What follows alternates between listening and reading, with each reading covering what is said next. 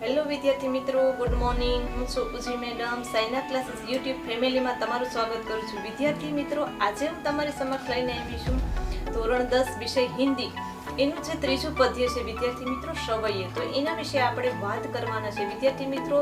તો તમે ચેનલમાં નવા હોય તો પહેલાં તો ચેનલને સબસ્ક્રાઇબ કરી દેજો, જેથી અમે અવારનવાર વિડીયો મૂકીએ એની નોટિફિકેશન તમારા સુધી પહોંચી જાય.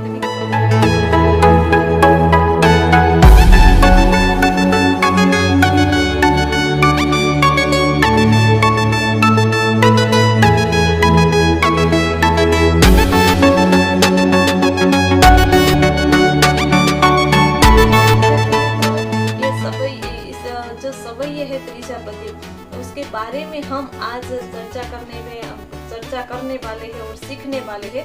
तो सवैया का मतलब क्या होता है? तो विद्यार्थी मित्रों, सवैया यानी कि मुक्तक, जो चार जो पंक्ति में लिखे जाते हैं और सवैया छंद में लिखे जाते हैं, उसका साहित्य प्रकार मुक्तक होता है.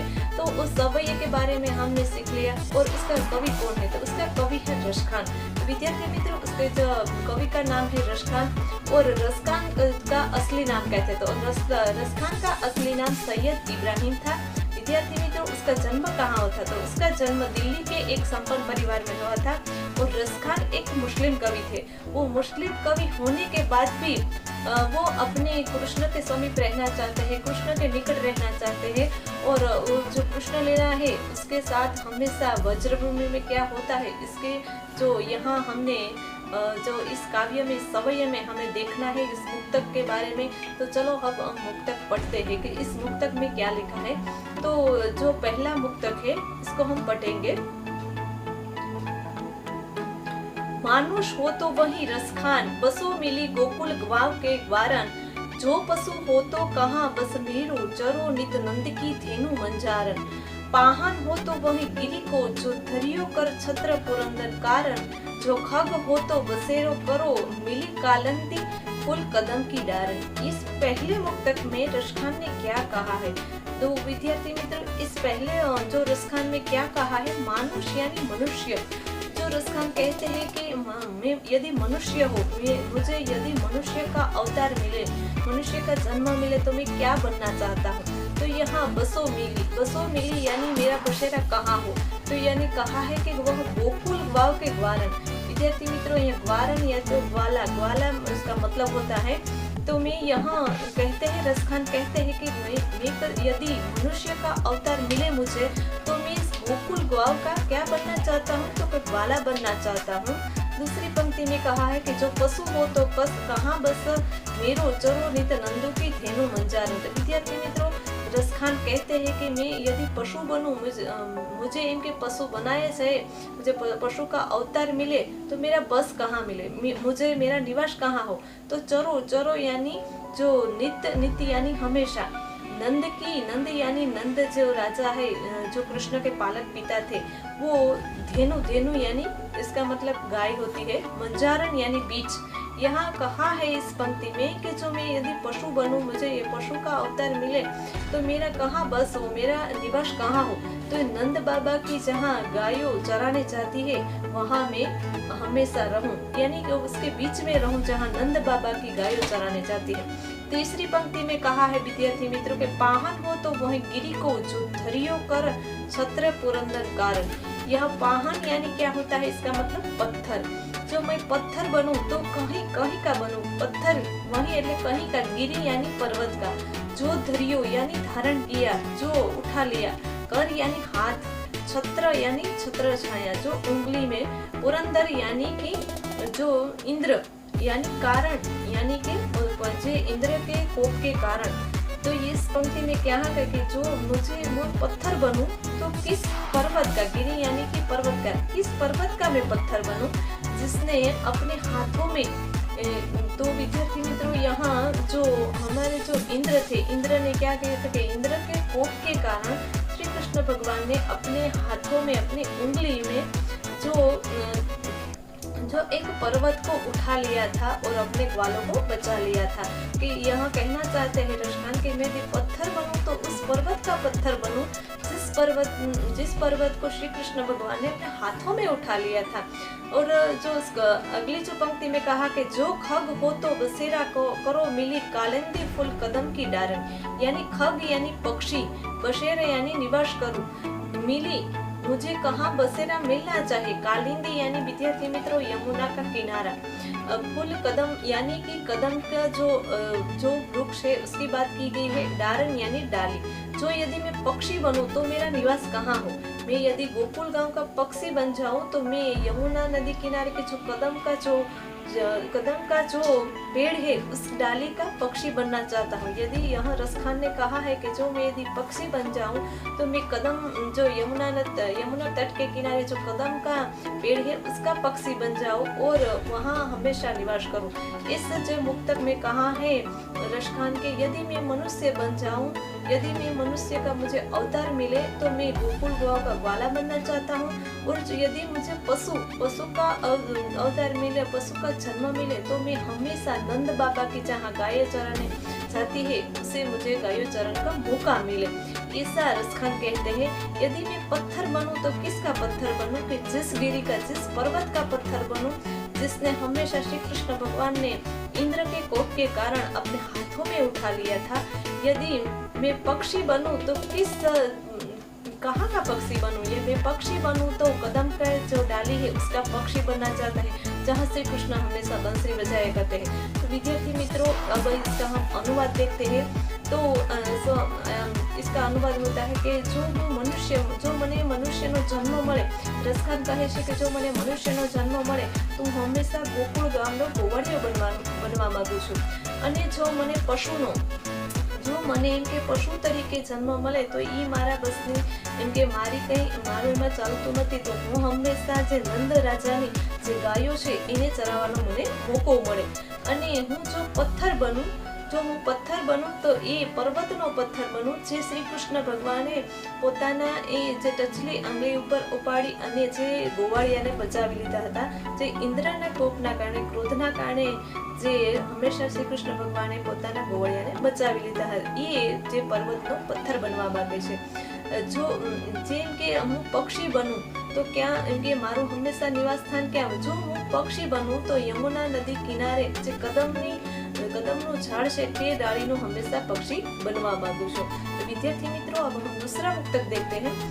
दूसरे मुक्तक में क्या कहा है। दूसरा मुक्तक में कहा है, या लकुटी अरु कामरिया पर राजती हूँ पर पुर को तजी डारो, आठों सिद्धि को नवनिधि को सुख नंद की धेनु चराए विशारो। रसखान कबो इन आँखें सो वज्र के बन बाग तड़ांग निहारो, कोटि कहो कलधोत के धाम करीले के कुंजन ऊपर वारो। यहाँ रसखान ने कहा है लकुटे यानी लकड़ी, अरु यानी कि और, कामरिया यानी कि कंबल जिसे कृष्ण अपने कंधे पर रखा करते थे, राजतीहु यानी कि राज के 3 लोक है इसके बारे में कहा है कि मुझे राज के जो 3 लोक हो उसको भी तजी डारो यानी कि छोड़ देना है। यदि मुझे श्री कृष्ण भगवान की जिस वस्तु मिल जाए तो मैं क्या करना चाहता हूँ। तो रसखान कहते हैं कि मुझे श्री कृष्ण भगवान की जो लकड़ी और कंबल मिल जाए तो मैं अपने जो 3 लोक है उसको छोड़ देने के लिए भी तैयार हूँ। अब आगे कहते हैं कि आठों सिद्धि नवनिधि के सुख नंद की धेनु चराए विशारो। यदि इस रसखान में कहा है कि हमारे शास्त्र में 8 सिद्धि और नवनिधि का सुख प्राप्त होता है, वो उत्तम प्रकार का सुख होता है। विद्यार्थी मित्रों तो रसखान कहते हैं कि नंद की धेनु चराए विशारो, यानी नंद बाबा की धेनु यानी गाय, कि नंद बाबा की गाय चराने को मुझे मौका मिल जाए तो मैं अपने 8 सिद्धि और नवनिधि का जो सुख प्राप्त होता है, निधि यानी खजाना, वो सुख प्राप्त होता है, वो भी छोड़ने के लिए तैयार हूँ। तो विद्यार्थी मित्रों इसके बारे में कहा है कि यदि मुझे श्री कृष्ण भगवान की लकड़ी और कंबल मिल जाए तो मैं 3 लोग छोड़ने के लिए तैयार हूँ। यदि मुझे नंद बाबा की गाय चराने को मिल जाए तो मैं 8 सिद्धि और नवनिधि को छोड़ने के लिए भी तैयार हूँ। अगली पंक्ति में कहा है कि रसखान कबो इन आँखें सो वज्र के बनबाग तड़ांग निहारो। रसखान कहते हैं कबो यानी कब, इन यानी जो वो अपनी आंखों से, आंखें यानी आंखों से, वज्र यानी वज्र, वज्र, वन यानी कि क्या होता है वन, बाग यानी उपवन, तड़ाग यानी तालाब, निहारो ये देखूं। रसखान कहते हैं मैं कब अपनी आंखों से क्या देखना चाहते हैं रसखान, तो कि रसखान कहते हैं कि वज्र के उपवन, बाग, उपवन यानी कि तालाब देखना चाहते हैं, कि अपनी आंखों से वो देखना चाहते हैं। और कहते हैं कि कोटि कहो, कोटि कहूँ विद्यार्थी मित्र उसका मतलब होता है कोटि कहूँ यानी करोड़ों, कलधोत यानी सोने का महल के धाम, करेल यानी विद्यार्थी मित्रों जो काटीला जो वृक्ष होता है उसको करेल कहते हैं। कुंजन यानी कि जो वहाँ झाड़िये के बारे में कहा है कि जो काटीला वृक्ष है उसकी झाड़िये के बारे में। ऊपर वारु, वारु यानी मेरा निवास हो वहाँ पे, यानी रसखान इसमें कहा है रसखान ने कि यदि मुझे गोकुल गांव के वन, वन और उपवन यदि मुझे मिल जाए, तालाब मिल जाए, मैं अपने आंखों से देख लूं, तो मैं जो सोने का महल है वो भी छोड़ने के लिए तैयार हूँ। और जहाँ काटीला वृक्ष है, वहाँ झाड़ियाँ है, वहाँ निवास करने के लिए भी तैयार हूँ। तो इसका अब हम अनुवाद समझते हैं विद्यार्थी मित्रों। तो इसका अनुवाद होता है कि जो मने के श्री कृष्ण भगवान की लाकड़ी अने जे एनो कामड़ो, जे एनो धाबड़ो बराबर ई मળી જાય, तो विद्यार्थी मित्रों तो શું કહે કે હંમેશા શ્રી કૃષ્ણ ભગવાન પોતાની લાકડી અને કામડો લઈને જે ગાયો ચરાવવા માટે જતા, તો વિદ્યાર્થી મિત્રો અહીંયા શું કહે કે જો મને શ્રી કૃષ્ણ ભગવાનની લાકડી અને કામડો મળી જાય તો મને હું 3 લોક પણ તજવા તૈયાર છું, છોડી દેવા માટે તૈયાર છું। અને જો મને નંદ બાબાની, જો મને એમ કે નંદ રાજાની જે ગાયો એમ કે જે ગાય છે ચરાવવાનો મોકો મળી જાય તો હું 8 પ્રકારની જે સિદ્ધિ અને 9 પ્રકારની જે નિધિ છે એનું સુખ પણ ત્યાગ કરવા તૈયાર છું। તો વિદ્યાર્થી મિત્રો પછી શું કીધું કે જો રસખાન કહે છે કે મને મારી પોતાની આંખોથી જે વજ્રની જે બાગ છે, ઉપવન છે અને જે તળાવ છે એ જોવા મળી જાય તો હું આ જે સોનાના જે મહેલ છે એને છોડવા તૈયાર છું અને જે કાટાળી જે ડાળી છે એના પર મારો નિવાસસ્થાન થાય તો પણ મને કઈ વાંધો નથી, હંમેશા એના પર નિવાસસ્થાન કરવા માંગુ છું। હવે अब हम देखते हैं तीसरा मुक्तक। तीसरा मुक्तक में क्या कहा है, जा दिन वह नंद को छोहरो या बन धेनु चराई गयो हो, मोहिनी तानानी गोधन गाय के बेनु बजाई रिझाई गयो है, ताही धरी कुछ टोना सो के रसखान हिये में समझाई गयो है, कोहू ना काहू की कानी करे शीघ्रो वज्रबीर बिकाई गयो है। इस मुक्तक में कहा है रसखान के जिस दिन में वह नंद का छोहरा, छोहरा यानी नंद बाबा का जो लड़का है, छोहरा यानी लड़का, कि जिस दिन से नंद का जो लड़का है या बन धेनु चराया गया है, यानी कि धेनु यानी गाय का जो गाय उसको कहते हैं, कि जिस दिन से जो नंद बाबा का जो लड़का है वो गायों चरा कर चला गया है, तब से क्या हुआ है तो मोहिनी तानानी उसकी जो मनमोहक है, सुंदरता है, वो गोधन या गायों का जो धन है उसे जो मनमोहक उसके मनमोहक उसको कर गया है, यानी बेनु, बेनु यानी बंसरी, बांसुरी, जो श्री कृष्ण भगवान अपनी बांसुरी बजाते थे तो सबको रिझाई गयो है, रिझाई गयो है यानी कि उसका मतलब होता है मनमोहित करना। जो गोकुल का जो निवासी थे उसको सबको अपनी बांसुरी बजाकर जो श्री कृष्ण भगवान थे वो सब मनमोहित कर देते थे। इसमें अब आगे देखते हैं, ताही धरी कछु टोना सो के रसखान हिये में समाई गयो। ताही धरी जिस समय जिस घड़ी पर कछु टोना, टोना यानी कुछ जादू, ऐसा जादू किया श्री कृष्ण भगवान ने कि रसखान ने कहा है कि ये में समाई गयो है, ये यानी हृदय में, हमारे हृदय में वो जो उसकी लीला है वो हमारे जो उसकी सुंदरता है वो हमारे हृदय में समा गई है। यानी रसखान कहते हैं कि जिस घड़ी हमने जो कृष्ण ने अपने जादू टोना किया है इससे गोकुल में सबके हृदय में वो समा गई है। आगे कहते हैं, कोहू काम न काहू की कानी करे, कोहू यानी कोई, काहू यानी कोई भी, कानी यानी परवाह, कोई भी व्यक्ति अपनी परवाह नहीं करता, शीघ्र यानी समस्त, वज्र यानी गोकुल के जो वज्र के निवासी हो विकाई गयो है, न्योछवार हो गए हैं, यानी कि वो जो उसके बाद उसकी सुंदरता देखकर उस पे जो मोहित हो गए हैं। बेका यानी मोहित हो जाना। कहा है कि किसी को अपनी परवाह नहीं है, उसको भूख प्यास जो भी लगे उसकी परवाह नहीं। समस्त गोकुलवासी है वो उस पर मोहित हो गए हैं। इसके इस मुक्तक में क्या कहा है उसका संपूर्ण हम भावार्थ समझते हैं।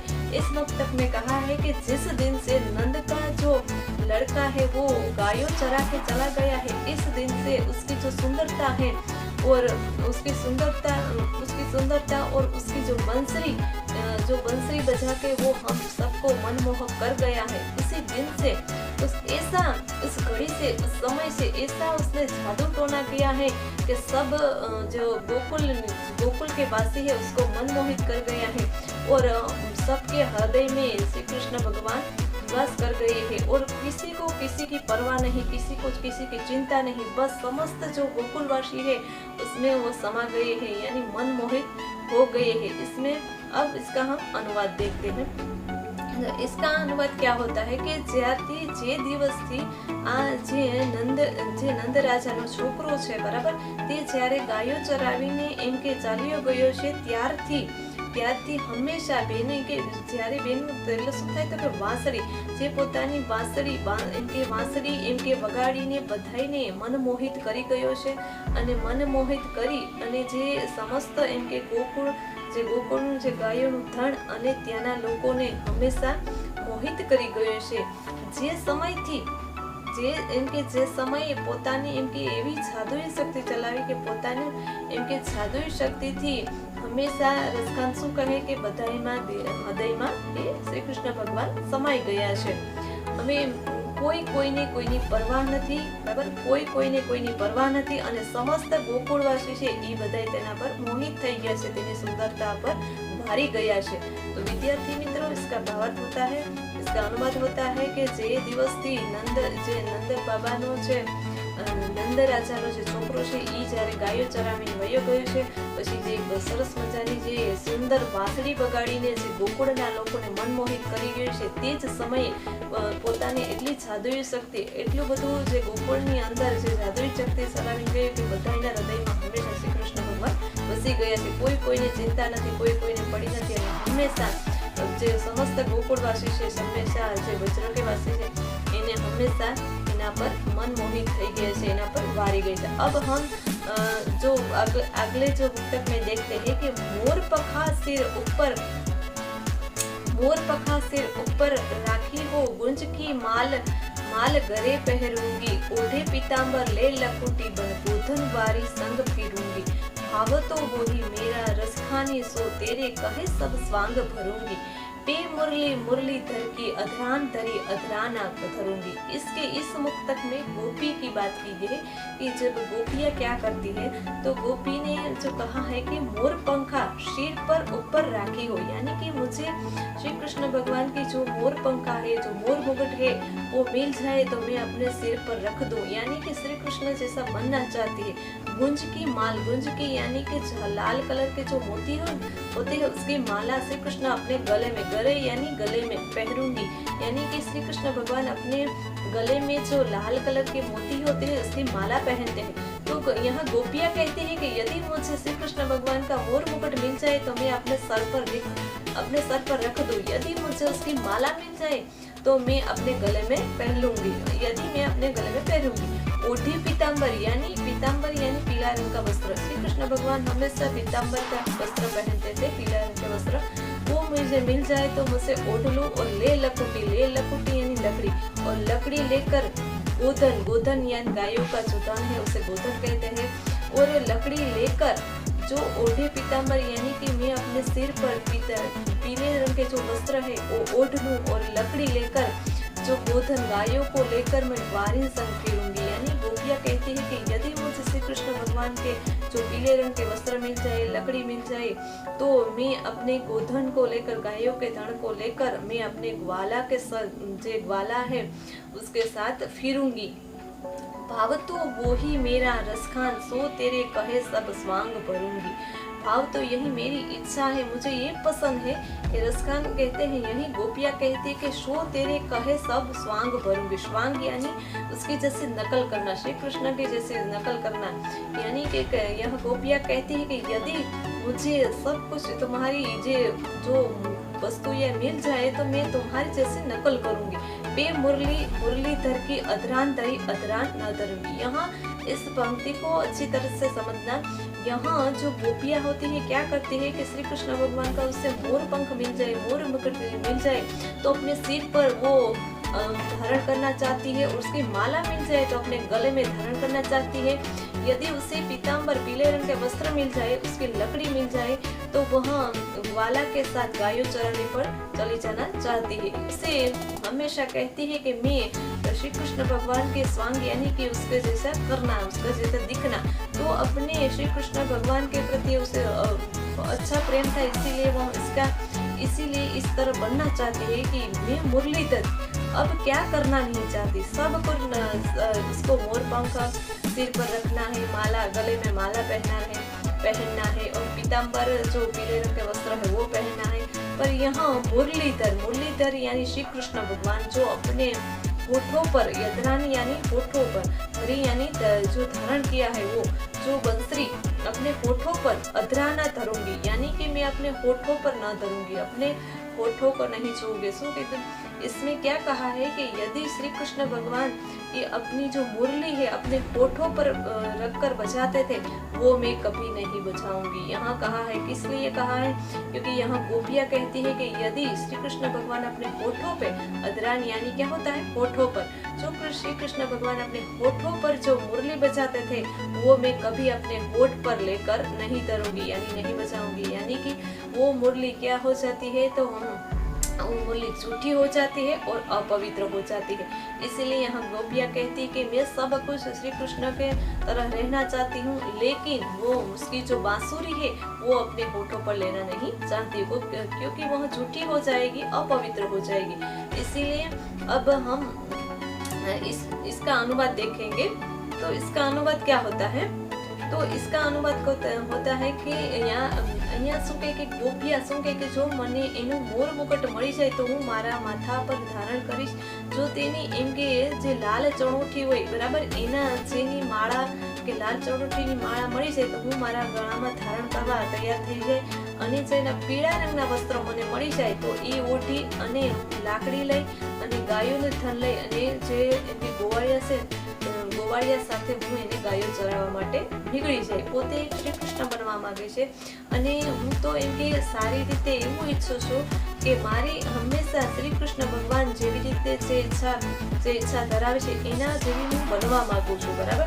પણ એક વસ્તુ પોતે કરવા તૈયાર નથી। શું? તો કે મુરલી જે પોતે વાંસળી વગાડે છે શ્રી કૃષ્ણ ભગવાન પોતાના હોઠો પર, એ પોતાના હોઠો પર લઈ અને જે વાંસળી છે એ વગાડવા માંગતી નથી। તો વિદ્યાર્થી મિત્રો, जो कितने मुक्तक है? तो 4 मुक्तक है।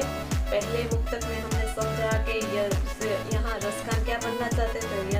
रसखान ने कहा है कि वो मनुष्य बन जाए तो गोकुल गांव का ग्वाला बन जाए, यदि पशु बन जाए तो नंद बाबा की जो बीच में उसे गायों चराने का मौका मिले, पत्थर बन जाए तो किसका पर्वत बनना चाहते हैं तो वो पत्थर बन जाए तो उस पर्वत का पत्थर बन जाए जहाँ श्री कृष्ण भगवान ने अपने हाथों में उठा लिया था उसका पत्थर बनना चाहते हैं। यदि पक्षी बन जाए तो कहाँ का पक्षी बनना चाहते हैं? यदि पक्षी बन जाए तो वहाँ जहाँ गोकुल गांव के जहाँ यमुना तट के किनारे कदम का वृक्ष के जहाँ श्री कृष्ण भगवान बंसरी बजाया करते हैं वहाँ का पक्षी बनना चाहते हैं।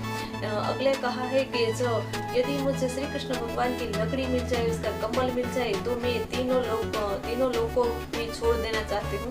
और यदि मुझे उसके नंद बाबा की गायों चराने को मिल जाए तो मैं 8 सिद्धि और 9 निधि को उसका सुख भी त्याग करने के लिए तैयार हूँ। और रसखान ने कहा कि मुझे अपने आँखों से जो गोकुल का वन है यानी उपवन है वो काला दिखने को मिल जाए तो मैं सोने का जो करोड़ों सोने का महल है वो छोड़ने के लिए तैयार हो जाऊं। और जो काटीला जो वृक्ष है और उसकी झाड़ियों में मेरा निवास हो तो भी मुझे पसंद है।